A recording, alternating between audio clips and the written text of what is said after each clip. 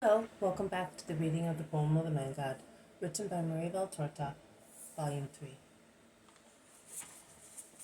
Chapter 299, Part 2, at Nain, in the house of Daniel, raised from the dead. Jesus does not speak. He toys with the tablecloth, as if he were absent. The Pharisees do not know what to say. But Jesus begins to speak all of a sudden, when the conversation on the subject seems to have come to an end, and he says, "I will tell you why.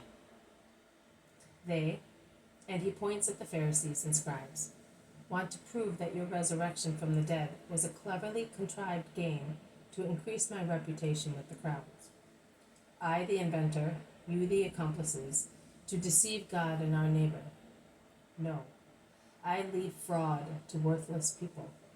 I do not need witchcraft, or tricks, or accomplices to be what I am. Why do you want to deny God the power of giving a soul back to a body? If he creates a soul and gives it when the body is being formed, will he not be able to give it back to the body when the soul, being restored to the body, through the prayer of his Messiah, is an incentive for many people to come to the truth? Can you deny God the power of a miracle? Can you deny God the power of a miracle? Why do you want to deny it? Are you God? I am who I am. My miracles and my doctrine testify who I am. But why does he not remember while the spirits evoked can tell what the next world is? Because this soul speaks the truth, sanctified as it is by the penance of a first death. Instead, what is spoken by the lips of necromancers is not the truth. But Samuel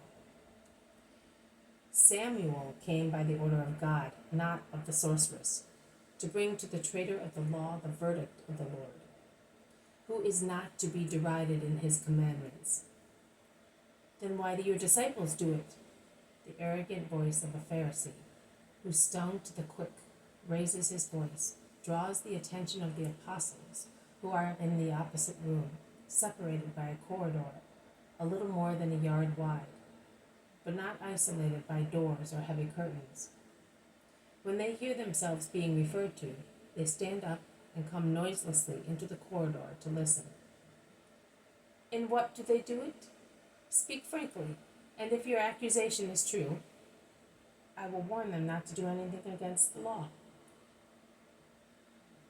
I know in what they do it, and many others know as well. But since you raise people from the dead, and you say that you are more than a prophet, find out for yourself. We shall certainly not tell you.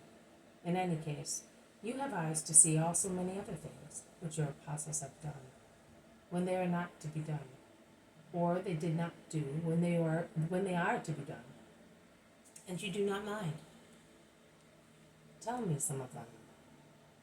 Why do your disciples infringe the traditions of our ancestors? We saw them today.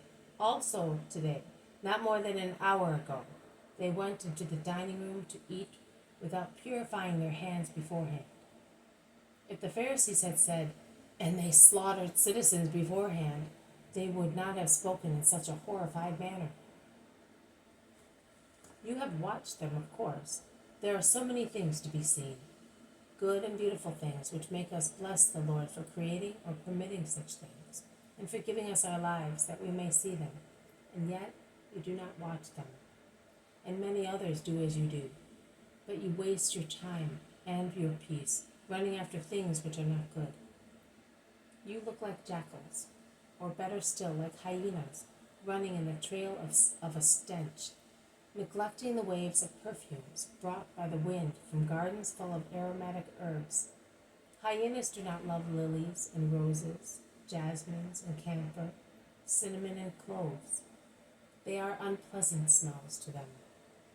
But the stench of a decomposing corpse in the bottom of a ravine, or on a cart road, or buried under bramble where a murderer threw it, or washed ashore by stormy waves, swollen, violaceous, burst, horrible. Oh, that is a delightful smell for hyenas. And as the evening wind condenses and carries all the smells, which the sun has distilled from the things it has warmed. They sniff at it, to smell that vague, inviting scent. And once they discover it and find where it comes from, they run away, with their snouts in the air, showing their uncovered teeth and their quivering jaws like a hysterical laugh, to go where there is putrefaction, and be it the corpse of a man or a quadruped, or a snake killed by a peasant, or a beech marten killed by a housewife, or be it a poor mouse. Oh, they relish it, and they sink their fangs into the revolting stench. They feast and lick their lips. But it is a matter of no interest. If some men improve in holiness day by day, but if one only does wrong, or more, omit not a divine commandment, but a human practice, you may call it tradition, precept, as you wish, but it is always a human thing. Then it is noticed, and one runs after even a suspicion, to rejoice if the suspicion is true. You who have come here not out of love, or faith, or honesty, but for a wicked purpose.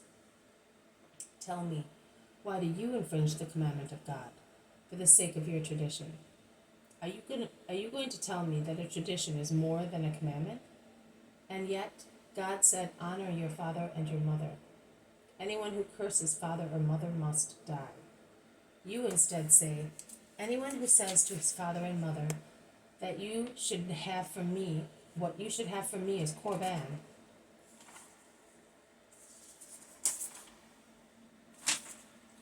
is no longer obliged to give it to his father or mother. So with your tradition, you have canceled the commandment of God. Hypocrites! Isaiah rightly said of you when he prophesied, this people honors me only with lip service, while its heart is far from me. Therefore they honor me in vain, as they teach human doctrine and commandments. And while you neglect the precepts of God, you keep the traditions of men, the ablutions of amphorae and chalices, of dishes and hands and other such things, while you justify the ingratitude and avarice of a son, by offering him the excuse of a sacrifice, so that he may not give a piece of bread to those who gave birth to him, and need his help, and whom it is his duty to honor, because they are his parents. You are scandalized, because one does not wash one's hands. You alter and infringe the word of God in order to obey words invented by you, and imposed by you as precepts. You therefore proclaim yourselves more just than God. You arrogate to yourselves the rights of legislators, whereas God alone is the legislator of his people. And he would continue, but the hostile group goes out, in the hail of accusations, bumping into the apostles and those who were in the house, guests or women helping the landlady, and who have gathered in the corridor, attracted by Jesus' thundering voice. Jesus, who had stood up, sits down again, beckoning to all those present to enter where he is, and he says to them, listen to me and understand the truth. There is nothing outside man which going into his mouth can make him unclean. It is what comes out of the mouth that makes him unclean. Let those who have ears hear, and use their reason to understand and their will to act. And now let us go. People of Nain, persevere in good, and may my peace be always with you. He stands up, he greets the landlord and landlady in particular, and he sets out along the corridor. But he sees the friendly women who are enraptured looking at him, and he goes towards them, saying, peace to you as well. May heaven reward you for assisting me with such love that I did not regret my mother's table. I perceived your motherly love in every crumb of bread, in every sauce and bit of roast, in the sweet honey and in the cool scented wine. Love me always thus, O good woman of Nain. O good women of Nain, but do not work so hard for me the next time. A piece of bread and a handful of olives, dressed with your motherly smiles and your honest good looks, are quite enough for me. Be happy in your homes, because the gratitude of the persecuted one is upon you. and he is leaving comforted by your love. The women, weeping in their happiness, are all on their knees, and in passing by, he lightly touches their white or dark-haired heads, one by one, blessing them. He then goes out and sets out again. The early shades of evening hide the pallor of Jesus, who is embittered by too many things. This has been a reading from the poem of the Man God, written by Maria Valtorta, Volume 3, Chapter 299, Part 2, at Nain, in the house of Daniel, raised from the dead. Thank you for listening. I will see you tomorrow. May God bless you, and may peace be with you.